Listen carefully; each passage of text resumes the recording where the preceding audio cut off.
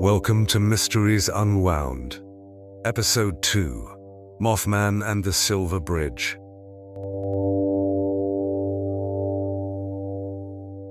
Welcome.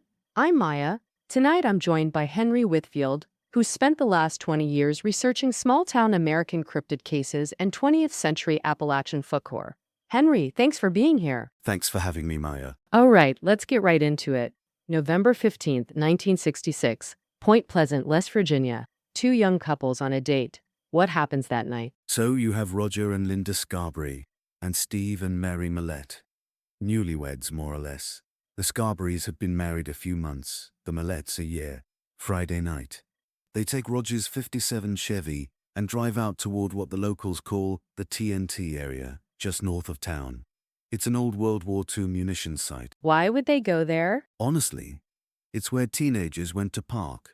The plant had been shuttered for almost 20 years, but the access roads were still passable, and the place was secluded.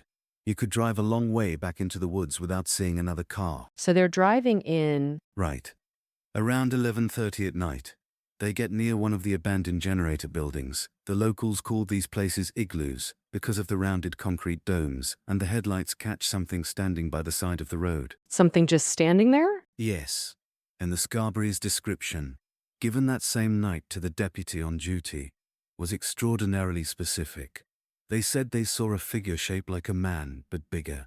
6.5, maybe 7 feet tall, broad, and folded against its back were what looked like wings. Wait, wings? Yes, folded. Like a bird at rest. And as the headlights hit it, the eyes lit up red. Linda Scarberry described them as glowing, not reflecting light back at them, but actually emitting it. About 2 inches across, spaced wide apart on the head. How wide? 6 inches between centers, give or take. Roger said it looked like the eyes were almost on the sides of the head, not the front. Like a bird's. What did they do? Anyone's reaction. Roger floored it. He whipped the Chevy around and drove for the gate. And the thing, and this is where it gets strange, the thing unfolds its wings and follows them. Follows them how? In the air, above the car. They said the wingspan was around 10 feet. It made no sound, no flapping, no wind. It just rose up off the ground and tracked the car at maybe 100 feet up. At what speed? That's the part that always stops me. Roger stated he had the car doing 100 miles an hour by the time they hit the main road. And the thing was keeping up with them. Effortlessly. They could see its silhouette against the moon. How long does this go on? About 7 miles. From the TNT site all the way to the city limits of Point Pleasant. The thing tracks them the entire way, and then breaks off near the edge of town. They don't see where it goes. They just realize, at some point, the silhouette is gone. And then, where do they go? The police? Immediately. They drove straight to the sheriff's office. Deputy Millard Halstead took the statement. He'd known Roger Scarberry his whole life. He told reporters later that he had never seen 4 people more frightened in his career. Did the deputy go look? He went out to the TNT area himself that night. With his cruiser, he drove the same access road, parked near the same igloo, and he said, I'm quoting from his statement, that as he sat there, his radio started picking up a sound he had never heard before, a high-pitched mechanical noise, almost like a record played at the wrong speed. It would build, hold for a few seconds, and stop, then start again. And he was alone. Yes, alone. He didn't see the figure, but he heard that sound for nearly 20 minutes before it cut out, and he left. That's a lot to take in for one night. And it gets stranger, because what the Scarberrys and Mallets don't know, what nobody in Point Pleasant knows yet, is that this thing has already been seen. 3 days earlier, just up the river. By who? A group of gravediggers near Clendenin, West Virginia. November 12th, 3 days before the Scarberry sighting. 5 men working in the cemetery there. Late afternoon they were finishing up a grave for a funeral the next morning. And one of them looks up and sees what he describes as a brown human shape lift up out of the trees and fly directly over them. Over them? Like over their heads? Right over them. Low. He said it was so close he could see the body was distinctly human-like, but the wings were attached high up on the back, almost between the shoulder blades, brown all over, silent. It crossed over the cemetery, and disappeared into the trees on the other side. And they reported it. They told their families. Word got around the area, but it didn't make the papers. People in 1966 rural West Virginia weren't lining up to be quoted in print as having seen a flying man. So the Clendenin sighting only really comes to light after the Scarberry story breaks the front page. When does that happen? The next morning, November 16th, Mary Heyer, who's the Athens, Ohio newspaper's Point Pleasant correspondent, gets the tip and writes it up. The local paper, the Point Pleasant Register, picks it up the same day. By that afternoon, it's on the wires. Wait, let's slow down. Tell me about Point Pleasant, the town itself. Sure. It sits at the confluence of two rivers. The Ohio comes down from Pittsburgh. The Kanawha comes up from West Virginia coal country. And they meet at this point of land that the town is named for. Population about 6,000 at the time. Old river trade town. Steel mill across the bridge in Ohio. Otherwise quiet. And the TNT area is where exactly? 6-7 miles north of the town center. The official name is the West Virginia Ordnance Works. The federal government built it in 1942 to manufacture high explosives for the war. Hundreds of small concrete bunkers, those igloos, scattered through about 8,000 acres of forest. 8,000 acres. Mostly forest. The plant itself only used a fraction of the land. The rest was buffer zone, in case something detonated. After the war ended, the place was decommissioned. Not cleaned up, decommissioned. The igloos were left in place. Some of them still had chemical residue inside them. So, you've got an abandoned munitions site full of half-empty bunkers? Half-empty bunkers. Overgrown roads. Ponds that locals later found out were contaminated with TNT byproducts. And it was the place teenagers went to drink and park and tell ghost stories. It was already eerie before any of this started. Was there anything in the area's history before the TNT plant? There's the curse of Cornstalk. Tell me. In 1777, during the Revolutionary War, a Shawnee chief named Cornstalk came to Fort Randolph, which sat at what is now Point Pleasant, under a flag of truce, to warn the colonial garrison that his nation could no longer hold back the warriors who wanted war. He came in good faith. The garrison detained him. And after one of their officers was killed in an unrelated skirmish, the soldiers retaliated by murdering Cornstalk, his son, and 2 companions in their cell. And the curse? The story goes that as he was dying, Cornstalk laid a 200-year curse on the land, on the river junction, that the place would know calamity, fires, floods, collapses. Is that documented? The cooing is documented. The curse is folklore. There's no contemporaneous record of him speaking those words. But by 1966, every kid in Point Pleasant had heard some version of it. So when the Mothman starts appearing at the old Fort Randolph site, there's a frame for it already. A story slot that's been sitting empty for almost 200 years, waiting to be filled. So the Scarberry story breaks on November 16th. What happens next? The floodgates open. Within 72 hours, Mary Heyer's office is taking calls from people all over Mason County, saying they've seen the same thing. Not similar, the same thing. Tall figure, red eyes, folded wings that unfold and lift it into the air silently. How many sightings total? Over the 13 months between November 15, 1966 and December 15, 1967, the documented count is somewhere between 100 and 120. And those are just the ones that made it into police reports on Mary Heyer's column. The unreported number is almost certainly larger. 100 sightings in 13 months. By people who knew each other.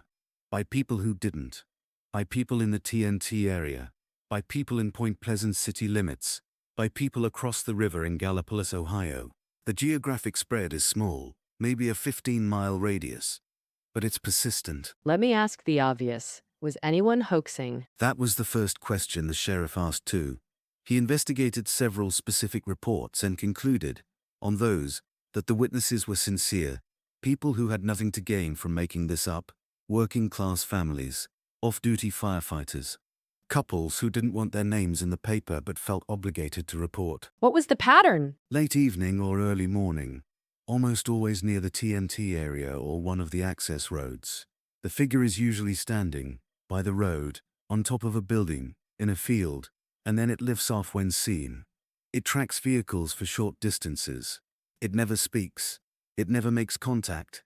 It never harms anyone physically. But it terrifies them. Without exception, multiple witnesses describe a kind of paralytic fear, a sense of dread that hits before they consciously notice the figure. Several said they had nightmares for weeks.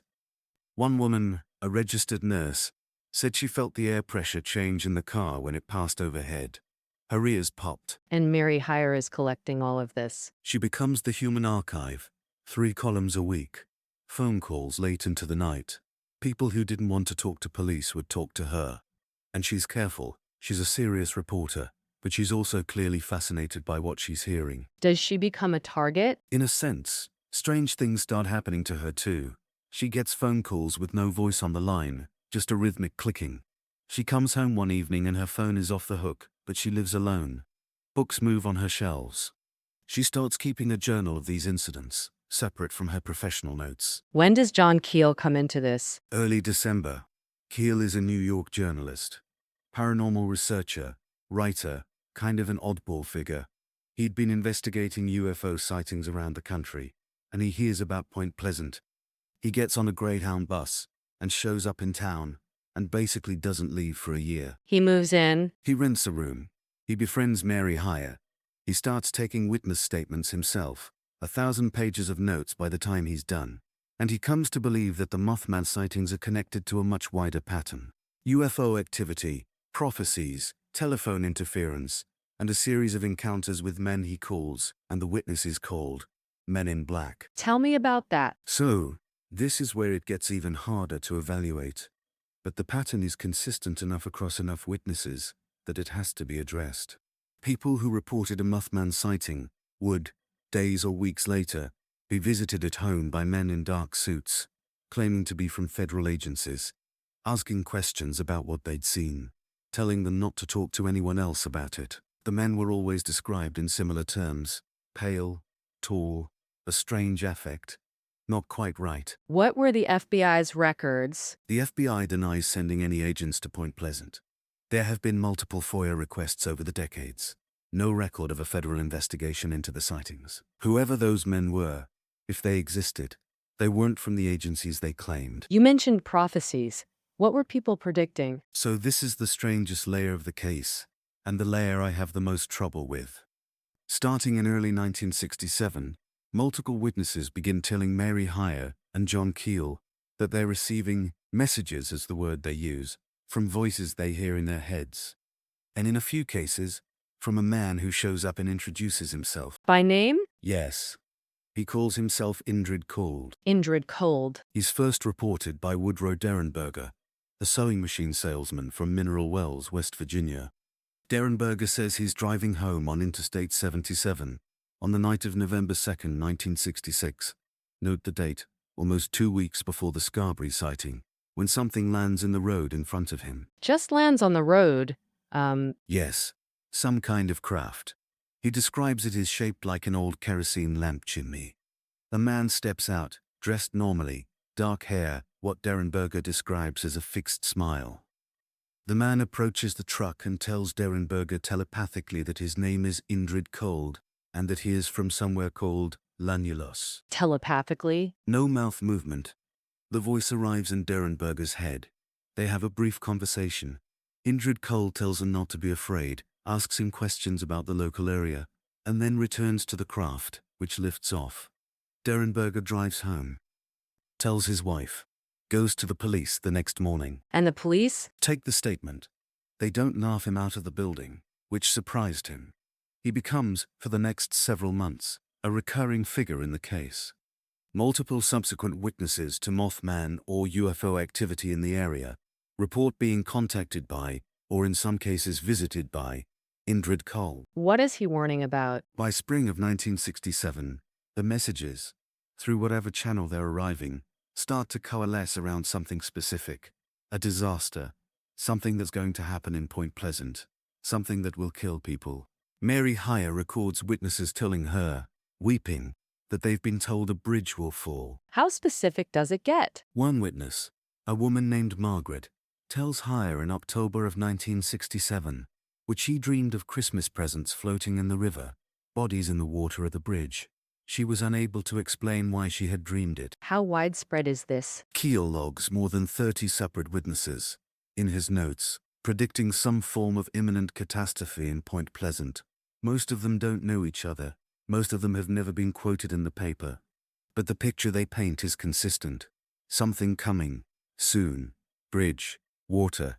Cold weather. And the local authorities? They were dealing, frankly, with a 13-month flap of cryptid sightings they couldn't explain, plus reports of UFOs, plus people insisting they were being visited by government agents who didn't exist. The prophecy stuff barely registered.